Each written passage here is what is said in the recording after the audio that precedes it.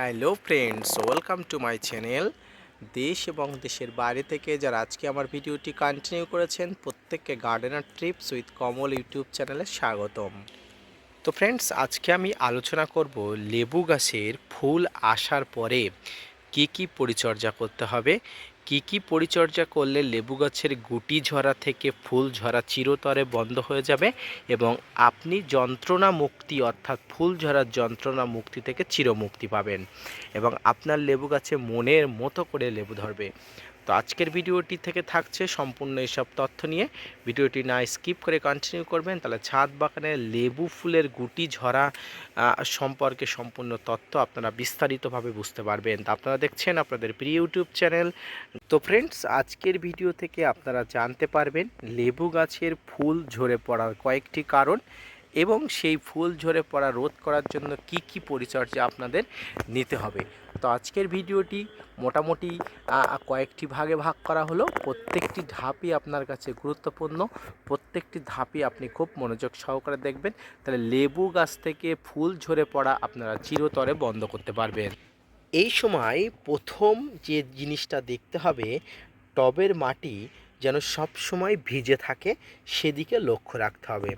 Friends, November December মাসে আপনারা লেবু গাছের গোড়াতে জল না দিয়ে লেবু গাছকে হেলিয়ে দিয়ে নেতিয়ে দিয়ে পাতাগুলো ঝরিয়ে দিয়ে জলের ঘাটতি করে যেভাবে পদ্ধতিতে আপনারা ফুল নিয়ে এসেছিলেন, ফুল আসার পরে সম্পূর্ণ নিয়মটা পাল্টাতে হবে।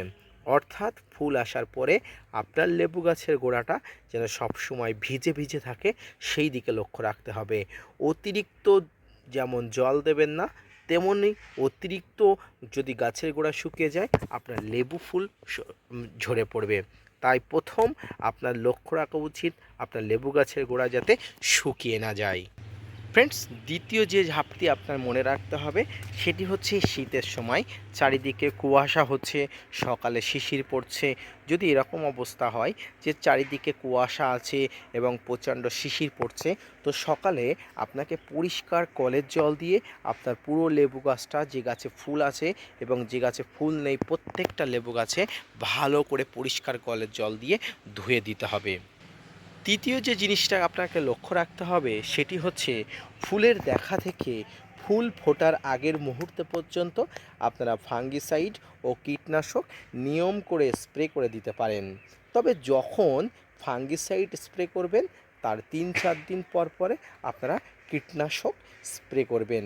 তবে অনেকে একসঙ্গে স্প্রে করে, আমি আপনাদের বলবো তবে আপনারা এক্ষেত্রে আলাদা আলাদা করবেন, সেক্ষেত্রে আপনার লেবু গাছে অনেক ভালো সুফল পাবেন। ফ্রেন্ডস, ফাঙ্গিসাইডের মধ্যে সাব ফাঙ্গিসাইড এবং পেস্টিসাইডের মধ্যে কাকা পেস্টিসাইড আপনারা দিতে পারেন। সেক্ষেত্রে 1 লিটার জলে আপনারা দিয়ে পরিমাণ মতো দিয়ে আপনারা স্প্রে করবেন। কতটা পরিমাণ দেবেন সেটি অবশ্যই আপনাদের প্যাকেটের গায়ে লেখা থাকবে। অবশ্যই এই বিষয়ে অত্যন্ত সতর্কভাবে আপনারা গাছের দিকে লক্ষ্য রাখবেন এবং ফুল আসা লেবু গাছের আপনারা পরিচর্যা করবেন। চতুর্থ যে বিষয়টি আপনাদের লক্ষ্য রাখতে হবে সেটি হচ্ছে গাছে ফুল আছে, তাই আপনাকে পর্যাপ্ত সূর্যের আলো গাছে দিতে হবে। অর্থাৎ আপনার লেবু গাছটি একটি ফল গাছ, এই গাছে যেন পরিপূর্ণ সূর্যের আলো পায়, সূর্যের আলোক থেকে পরিমিত রশ্মি আপনার যেন গাছেতে লাগে। গাছের পাতাতে লাগলে গাছের পাতা পর্যাপ্ত পরিমাণ শক্তি এখান থেকে নিতে পারবে এবং এখান থেকে আপনার গাছে গুটি ঝরা বন্ধ হবে, পাশাপাশি প্রচুর পরিমাণ লেবু গাছে ধরাতে পারবেন। ফ্রেন্ডস, পঞ্চম যে পদ্ধতি আছে সেটি হচ্ছে এই সময় গাছে অল্প করে খাবার দিতে হবে। অর্থাৎ আপনারা নভেম্বর ডিসেম্বর তে গাছের গোড়াতে খাবার দেননি, কিন্তু এই সময় গাছে অল্প করে খাবার দিতে হবে। সেক্ষেত্রে কি দেবেন? সেক্ষেত্রে আপনারা এসএসপি বা সিঙ্গেল সুপার ফসফেট 2 গ্রাম 1 লিটার জলে গুলে আপনারা গাছের গোড়াতে দিতে পারেন। কতদিন অন্তর দেবেন? আপনারা 20 দিন পর পর আপনারা গাছের গোড়াতে দিতে পারেন। এসএসপি দিতে পারেন অর্থাৎ সিঙ্গেল সুপার ফসফেট দিতে পারেন, টিএসপি দিতে পারেন। আপনার কাছে যেটা আছে সেটি আপনারা 20 দিন বাদে বাদে আপনার গাছের গোড়ায় দেবেন। সেক্ষেত্রে অত্যন্ত খুব ভালো মাপের আপনারা কাজ হবে। তো এই পদ্ধতি যদি আপনারা গাছে অবলম্বন করেন তাহলে আপনাদের গাছের ফুল ঝরা থেকে চিরতরে মুক্তি হতে পারবেন। এই ক্ষেত্রে আপনার লেবু গাছে প্রচুর পরিমাণ ফুল আসলে ফুল ঝরবে না এবং প্রচুর পরিমাণ মুকুল আসবে।